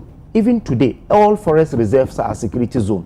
Enye ene na start bomfobri forest reserve ewo kumawu me wa fu ho ura forest reserve na uchi akrante itimi chi okra de ukoto afiase forest bitis ana emesre say all forest reserves are security zone. Forest or by declaring security zone, it has been a security zone not today, because oko forest reserve we are more guard home yenchi akrante akura home. But there were other forests that na it was a no-go area na galamsey esi aje honom so aboso so the question aban yi ba ye no mutimi ko ready honom nyina epam ehyehyehye wo mu ne nyina. According to Rastus they are back. According to Rastus the people are still back. All forests ni nyina were security so but yet people were there mining. So the enemy can say wo say emra bi wo ho a obi ede ba ya e kire say ye betimi ama obi license na okowura forest akoye akotu agudie wo ho. Emma will say within 90 days, maybe I make sure some random send a buyer a bit my. And then, PSC say, oh, yeah, and you separate the powers of Parliament. All passy doom so levy. Certificate of agency or the passy. Shenipa awu makumaku 8 because of galamsey. Most can say declare state of emergency up to now. Say, why can't we declare state of emergency on our river bodies? Some passer will say, and then river bodies in the security zone. Baby, me say declare a state of emergency on all water bodies. Okay, you talk about Anka. How do I do so, Anka? Where for some George Anka? Ghanaians, a lot of Ghanaians, including media, you strangulated President Akufo-Addo. So on declare state of emergency. It's mobile, but who is Sami Devi? Who is your friend Haruna Idrisu? They are cabinet minister today. And then me say declare state of emergency on water bodies and see say insuno engine mo. Who insuno so we enemy of the state. They make me issue to okun. Obe hu say nipa be kokodru. The government is not ready to fight galamsey because they are doing omunye bibia fufura yenye bida. There's nothing different omo ye ene. Omune na ma omo chichi keke. Send ye yensu ye na ma ye chichi ye no. And the crowd de munta kaka tell say omo chi foreigners omo deport omo. Ghana hakra ye mra kire se first ne ye chi omo ne report ye deport omo. Yes some run to the extent that ene ye chi omo ye was set nipa no kwafiase wa hansa na deport no. But munta ka se omo chi kra na time na mo de mo chi foreigners da mo ko. Baby after 2021 ye chi foreigners na ye prosecute omo ha before 2021. Exactly. That was the law. That was the law because when say 2014 2015 tama na ye friends saying galamsey eti se pa no. Now, omo deport over 4,000 people. So deportation didn't start from Akufo-Addo's time. It started from Mahama's time in 2015-2016. And or Chinipana no deporto. Yes, you buy any chi deporto. But we catch say Argentina ye deport ye we change our laws and now we deport. And then Muntakakura catch and say omo ombe deporto. No nipa no asan ko fe aba because ye chi Aisha one e deporto no. Osan fe chire e bae ene Aisha one ye jeli no e wo Ghana ha. But NDC for ese omuntimi ye. So where are the campaigns? Penimfo na President Mahama kan say onimomo into oba obema nkwala no apie no. Nipa 900 na saying omo amnesty no. Be sure say galamsey for no ka ho. Those kind campaign message say oba omo yachi omo omo da fiase because of galamsey they be yi omo afiro. Enu nti na ama ene communities ni nyina aye emboldened to fight security. Enu nti na ama ene obo say hwashantere region ba bi asiye police for any soldier for any community to represent that we shoot to assemblyman back ikono ena the SC ewo eye hwide mu no so because what shall mo boss me ba mema mo aye galamsey no nti mema mo aye dia eno no omo to aso omo ye eno nti na ama ene the water turbidity no eye worse 5-6 times the na ewo ho na Ghana for eye hu de okay our just for mama so aban wonye na adwen se obe fight galamsey no okay PSA na nka me pese ye de eye all industries limited omo allege say omo approved concession e wa boso eno wo Pristia Honi Valley nanso galamsey for aje aboso we me so tene tell but Minos Commission ma inform so still omo interview so omo koma no atom me dance pa so odin komo ya ba na a private entity me boy yeah me ye won spokesperson with all due respect me slow me mamo respect bia that you deserve. This is your platform. But I cannot be exposed person for a private entity. Ghana, how are they? But we are still no, maybe so kind of say we are still encouraging investors to come invest in our industries and all that. It is a nipa balance enabling environment to operate. At the end of the day, so no the country and as the economy bit me boosty na me yakwe na so ka say invest even your spokesperson. I think you're not being fair. And come on me.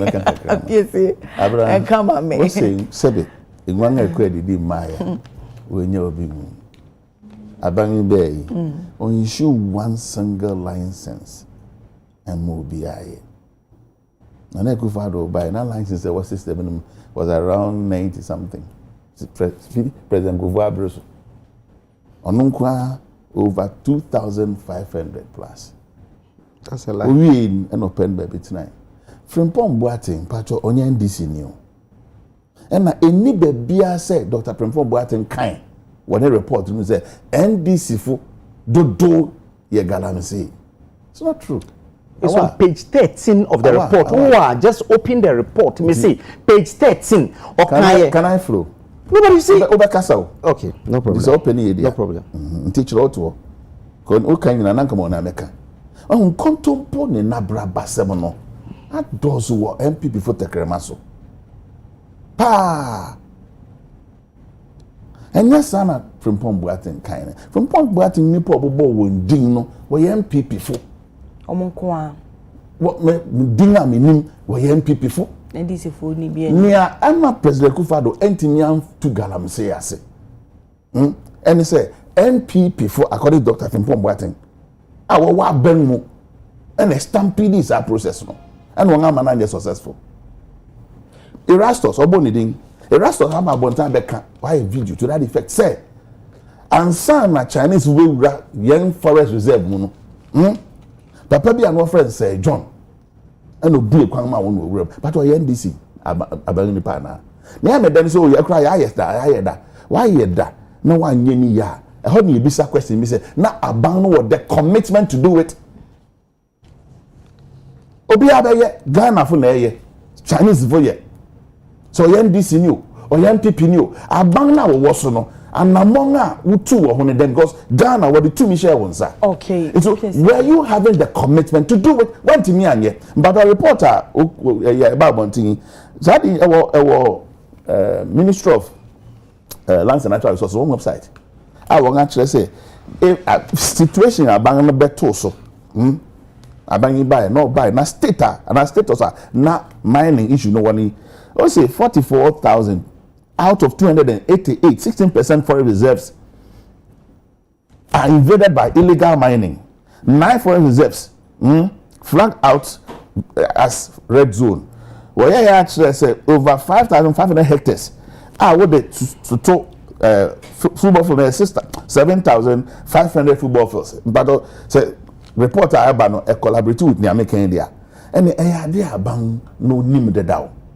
Na here you say then area ye kwen anim no awa nsema waka ho entasum na yen kontompo ba ko ne say wo kan say ya mean na ora banga wo ye galamsey e ye kontompo e atro so why did the hold on okay. Allegation is say say any pay a form illegal tax force me but one thing is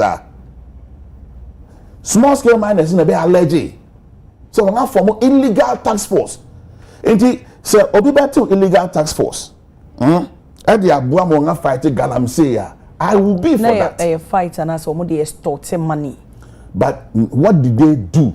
What's the one form illegal tax force to extort money from galamseyers and as to distract their work. Men conclude about now one year galamsey. All right, allegations say one form illegal tax force. Anything buying every 9 months buy and what she say tax force be including Niana IGP. And then for every fighting even though it was good, but there's one under the umbrella of 9 months. Into Baya 9 months and not to away one amount security services in BNI room, police room, military room. Okay. Now you need to maybe some men who say issue no you will not talk about. No, maybe Enti contemporary benin enya no kware da 9 months nyuma wo ye no Ghana for nyina ni tuai. Enti enne no one way or the other no mining illegally are unattractive. The amount for a pull out. That I can say for a fact. And yet, you know, say NDC for na war where you mining war forest. Mpacho want to me on NDC. What time now you're about to say we into want to me NDC ni. Campaigns na President Mahama can so Electoral no watch want to me. Then I say watch the yaya. So what no so. It campaigns no President Mahama make commitment in Electoral. And just am dey na magaza na am campaigns. Me pacho Chinese investors. Yeah, I soon na say so nim. PSA. Bra me pacho we dey. No. Yeah, ma soon na say so what? What in your church? PSA. What in your church? MP. Oh, PSA na we Parliamentary candidate. E Madina. PSA. Ana we sir. Hey, so say obi e ka bibia. I think say courtesy demand. So obu your listeners na obu this platform and make bibi na enye no kra. You disprove it with facts and not because it doesn't lie in your mouth to say enye no kra then you leave it like that. I have the Frimpong Boateng report on page 13 and this is what he wrote. Established miners who are members of and sympathizers of the NDC. It is well known in the small-scale mining circles that NDC members and sympathizers were well established in small-scale mining, especially in the Western region. They acquired several concessions in mining-rich areas during the long period of the NDC reign. They had the money and other resources. Oba, in the Wasa East District, for instance, a former NDC deputy minister who is also an MP for Wasa East constituency, has been actively engaged in mining in the Superior Forest for years. This is the Frimpong Boateng report. And then you are just a liar. So you think that Obia can't stand out that lies. Only one person. Only one person. And I'm telling you that in the report is there. And you are telling me that it's not there. Why? It's about more. Even today, the NDC are the ones doing the mining in the forest reserve. As I said, because we see Embrano. That was when I said you're doing the so that is one person.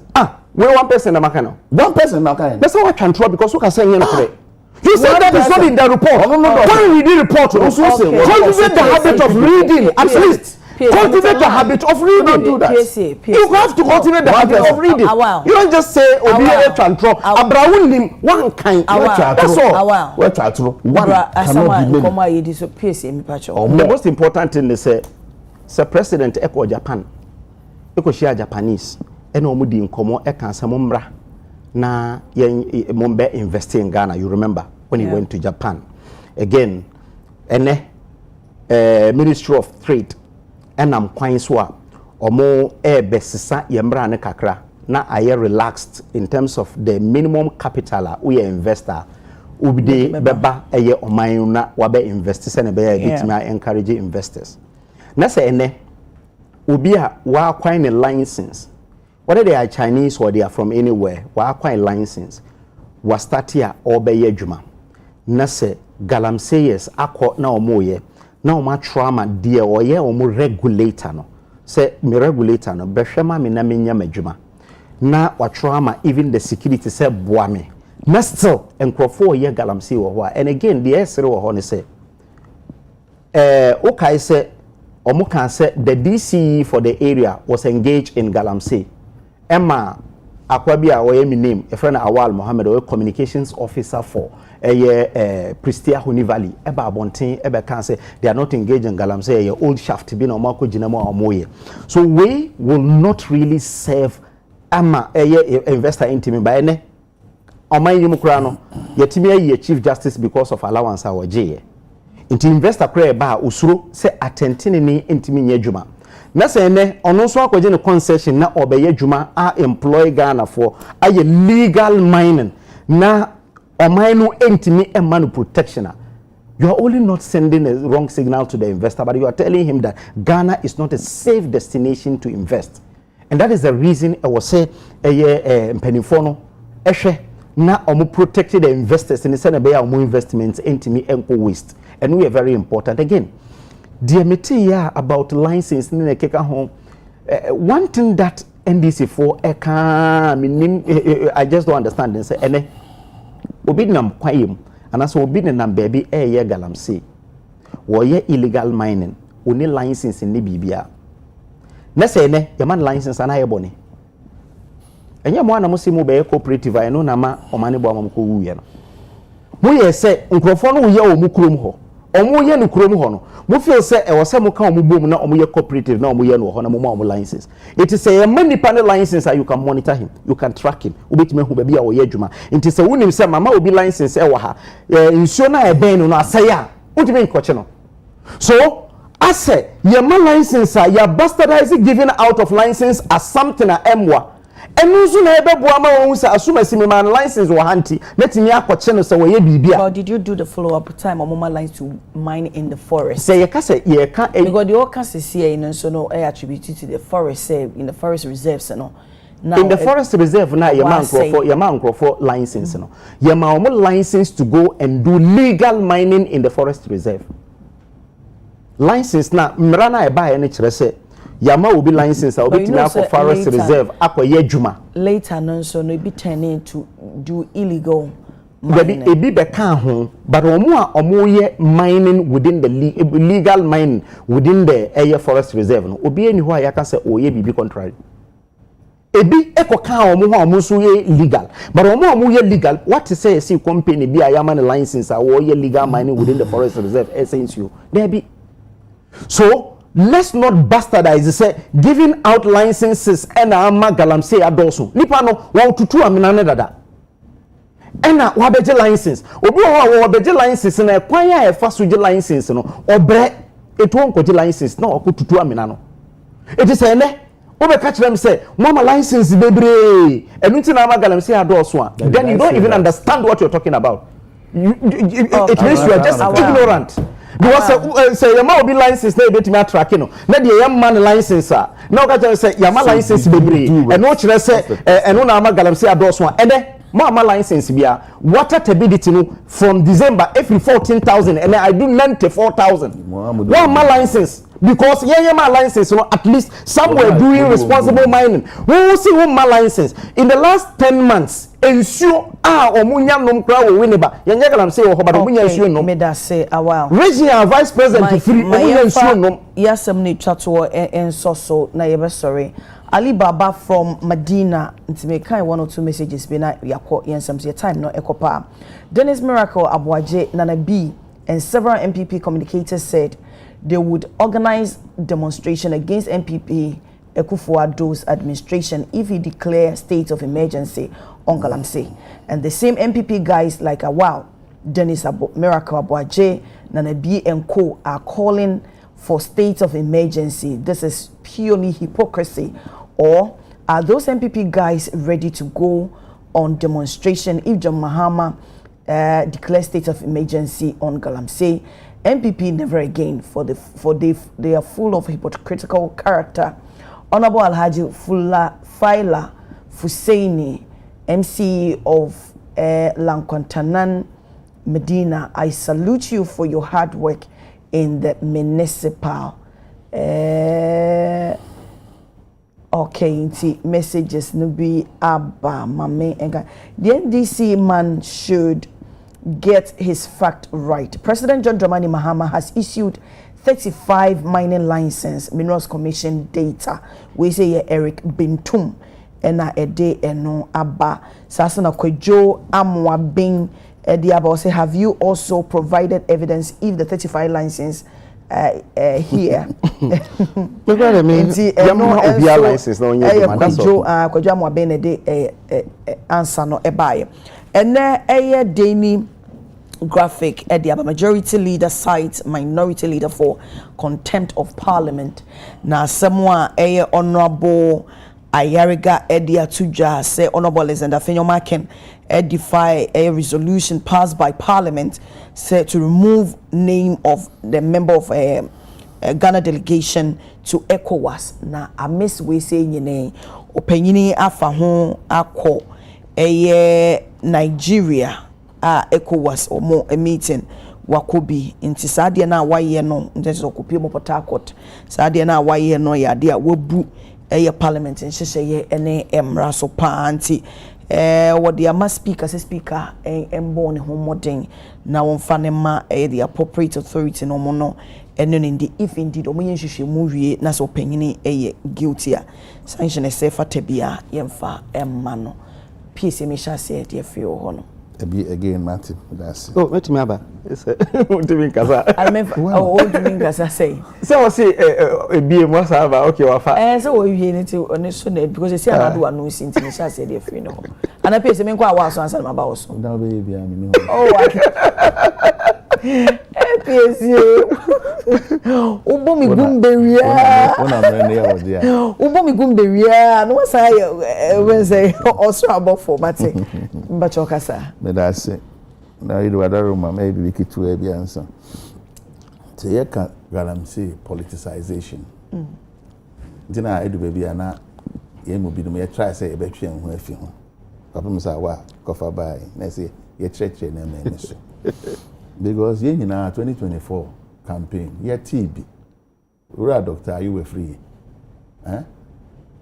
ye stop galamsey stop galamsey na oh enya bi no kan vice presidential candidate then Dr. Napo when now timisre sa mesa ye wo galamsey hu ni na mo create eja yen what we know is we NDC we MPP to President Mahama we illegal man in our own support ntina and then ohwa ne willingness ne the power wo ahofama odi ama no otu asesa collectively selectivity be any unlike modena yewo president forest no chief of staff forest no mo microphone na bekan interesting PC parliament nkomodino won say wo mra we Ghana mra ni fi wa won so one rules and regulations that we use for parliament to the bia no nga ko to standing on that say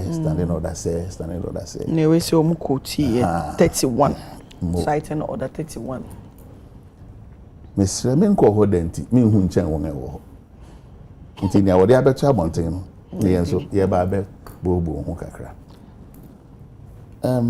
me nya hu ni say parliament baby a as I say din na ye de to won din ho no honorable no oh woman daddy wo won yem honorable person oh nti wo bibi a wo ye no should be orderly as I say wo bibi a wo ye no e ho tew nti ye nga e wo mountain ye bibi tia won na nko ye so won frɛ ne mra o meyi ne ho ano o ku wo ho a won na ehwe sa ne ama no nti so wan kasa nso misconduct won ho a I don't think say ye just a na kotra because society are building no you build an equal right society but don't am what I say ye nemra separate ema esikafo ne ye wo foforo ma hiafo ye nemra foforo ma kuapemfo ne wo mra foforo ema ya menu awa hima asawase yes mra Ghana mra it is a me wa bontin na my bribi na ye serve as a niamo disrespect parliament na mboti me atuma so me hu ntia so wura afenyo marking then na wa ye no say etia won rules and regulations are won't me entry na so ho I think say wotimi friend o kan offer so ye won niema nti ne ye ya na no da na di no answani say ade aswani a anka enra speaker of parliament ora right honorable aban Smana Babu anka pa judiciary nature Abraham na me guess what you say because no ye no or so said there be entry into wapa judiciary nature on behalf of parliament just entry it is a mrebia I don't think say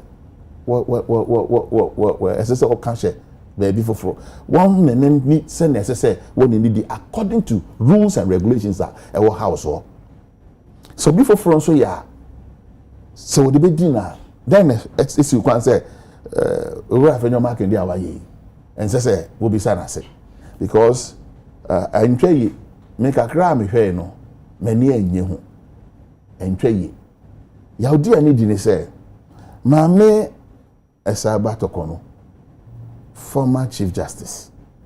Sabio yanye Chief Justice akunwana man. He's digressing. Nyane dia. Yanya ma Georgina Wood.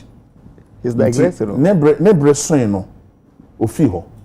So what you say? Ne hu nti a MPP fo ejegina mu ha say ma mi nkomodi no eno ne ye won how kese. And based on eno no we okoye ne ma oye. Is it because of say na o say or serve more interest ana me amu ye no mo kura ma ne din no enta mo de go film dodo ni amra na hyehyɛ because of ne amu ye ni nti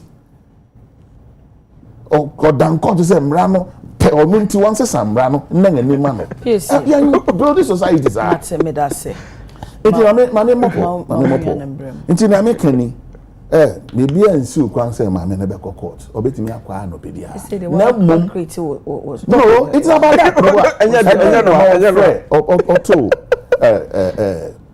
Chief Justice nominee anything because of court I say no enye no what are you talking about topic I dey my enye no na wo kan you what are you talking about Owura Prince misconduct topic I Prince send them ECOWAS delegation no what prompted that and yet I'll tell you what prompted that. Now, because of that, the Communal of Nipa delegation. Oh, that is different from what happened in Parliament, right? Yeah. No, maybe I know you're different from the issue of Parliament. Stop it. I know you're different from the issue of Parliament, Nana. About vetting, Nana. Yeah. Oh, okay, absolutely. I thought say no, no address. No. We say a different. No, na a majority. Then I'm not on top of it. So okay. Yes. So the see and say. Afenyo Markins third deputy speaker. Ewo ECOWAS Parliament. That's why issue we say about I think a month back. Yes, in July. Yeah. In July. So na in himself Parliament there. Yes, we say abayne sesa definitely ensesamu bebre ba. Maybe PSA be a refi. No omo de deputy ka say deputy. You understand petition PJ on top of that. Ono ka say on ono so say onye. Exactly. So but him say no na. So yes sir for that. Yes sir. Bibia sir. We a minority obema majority we say na waba. It is sir ECOWAS representation and so SSA. Ye the minority for ni majority for NA. Tama omuyi Alexander Afenyo Markins a free mono. There were no consultation. You remember that discussion came. Yeah. Emma Omo can say Patricia Apiaje and replacing Ewoho. That time so na Oma big or how more in Parliament pa. So you who say enunti na ama on person mo yesa. And I can say oh na go say consult e kokos no. Say we Afenyo kra entimi ankwa. Ebe choose obi na waba. But you can't just do it unilaterally. That is one. One consultee caucus no krana. It was at least leadership of Parliament etnase na discussion ekoso. But just on paper na dey akọ. So no krana minim say Afenyo ekoi. So eye no, you can say wa okay. Say you can say dey ma Patrick Boama e ma ono so ka say onko. So ye nkrofo no obi anje adum say obekọ. So definitely I was say Alex Mahakins ekobi ena okobru ho no ena omo kan say lista ye de abre wo mo no nidin ka ho ena de nidin ka ho no so ni ho. So definitely swearing in of Ghana for no enye. And that is the crux. So we be for contempt of parliament there. Omodi sa emra no ebeto ho na yahwe. But I believe that parliament is a consensus building. More absolute majority in parliament. Ene NDC for chi omumu mi no kra na half no be chenye ebedo so achenye. Nanso enu nkyere se e wo se mo treat with some kind of contempt. Dear say I was say ye I was say ye I family kwan so no mumbo mode na mum family say na be ya ebitimi aye. So I see nothing wrong with Alex Markins going to the ECOWAS Parliament. As I said, letter ye de coin. You remember say even under Akufo-Addo it happened. Ye de list ekoye ye de coin no na operans I say na waka ho. Ye coin na enye onu na edi ewo. So they were sworn in. Because the share any pana and the woman and a year. But this one around, young no oman ko because almost see omun penny Emma winning me leader and feel was a me called replacing me leader. Obi and how beko. I just say be a ECOWAS Parliament a janisa. And I say international in consensus. Or China be called ECOWAS Parliament fra Markins will still go until the right thing is done. Obeys her because so we say watching contempt say your contempt on say and say almost say a deputy attorney general be on Facebook page say docket are you ready omo consulting with parliament so omo prosecute to your friend say Alex Markins court esan the altercation happen between any police you know yeah try omo okay so President Mahama aye who supreme leader now because our parliament your friend say executive say there wasan the President Mahama ene ehye waji your friend say waji judiciary account ehia wode let me say no why supreme leader the 1992 constitution and make us enye mbra so no mo na mo de ye omo na omo create omo constitution omo de ye na nya represent pass Ghana high say ye chief justice because of allowance otua na wono na tua ne ho allowance enye we wo sem. And no, said the president wanted to be a supreme leader. Why? Or supreme leader, both judiciary, executive. We will not be part of an illegality. And Nintinama young ko a year vetting, because a year vetting now, and not just say, yeah, a famous dear President Mahama, yeah, you know, the right thing. Mamma, now was PSC. Junior Jesus the message we about semen can share please also tell PSA that the branch executives, polling station agents and grassroots are angry. What are they doing about promises? But 2028 is around the corner. He should write today's date and my name is Junior Jesus. Junior Jesus, I mean, reading a message in the phone. Address Junior Jesus. 1 minute, yes, sorry, so to know this chat for me. I concede say issue now, sure. Me on top of it. That's how I do my things. And I think that say now can and America found say Parliament winning more umbra. Yeah. Almost say one of the first behind. Okay. Now Junior Jesus, ni America won huni no kware. Expectations was so. Okay. Obi anya nka nensa aka ne de ne. Ye be sure ne say ameko ni nyina mpetu mre. Maybe bre. Ne bia ye bu. Bia enra ikomo bia me ne mpenfu bi di no. Bobo bia ho adwen papa. Okay. Ni amesre won bi ne say sebi o promises ne bi bre fi aseba. Ebi den kokon keten dia yakwa koye le. What you say? Ejuma rura. They were hot. Promises unless if you be sure that the catcher and say we ask them say no benten. May yes say amount. No 1 year man here. But a Ghana food nyina antina President Mahama the policies are raw, programs are raw, a bit me boost to Bruno one economic life as I say nyina idea who shame near ye be. Okay. Man you see no near mechanism in chia mu edema ora fechi. And Mame Ajwa, me MD and a deputy MD. No currently Juma Ugusu Ebo Boston no. meaning say Erin Chekra. Okay. Erin Chekra no post the funding time I pay for. Mate. Enkoye ni ITTB. Mate. Yes. Mustafa Gbandi amayati asese every month biano. President Mahama amount 200. Yeah, real. So one can't say real because a video I was share 20,000 and 200,000. 200 million OCDs. Obama president, your friend. It's 20,000 Ghana. It's 200 million. Jesus, no, we're grassroots person. We're grassroots person. Grassroots, and to own the constituency, Dr. Baumia Ewo. South Dai, North Don, and Central Ton, and first constituency of Beko, South Dai, but the candidate, Junior Jesus and constituency, 200 million, but the 200 million, once a mama happy birthday, and comma, Mami Benewa.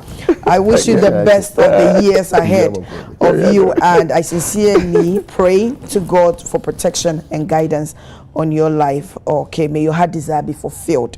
We say if we dino okay. Nti odofo bi na si emphasize birthday wishi emphasize baby ama me bene wa wo bia so ma happy birthday nyame won sha no onyo kese se na me ho aye fede ama me fa sada kese emma amwesi official amwesi ne share matade enne nti from amwesi was 0574318305 amwesi ne share matade kama mame fa sada kese ma wo bibia wo jebre ehwe enne jumedi sanso na wa be fontentan so mo amode madwenkyere nyina ebaaye munkaila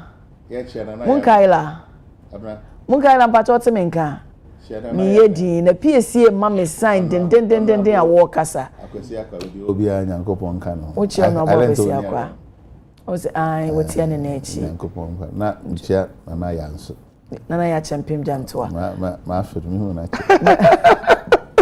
munkaila se wo hu so ndike nkebio mu PSA na etete mesa no so ndike nkebio ayo okay ti mama fasara nkese ma de entire we chijina pa amode abomie se we wa wo so a wo jebre wo hye so asara kese pa eye wode odufo hu ye mobody o china dom ya de chinsoma da so ho ma na me no din krede na me yim pa ye de ama wo se nyame tutu wanamo ensi ye na de wo ye bia so o ma ne nye insha won tinanim na won sere so emfa enchewo enti midin ede abena chei boache makra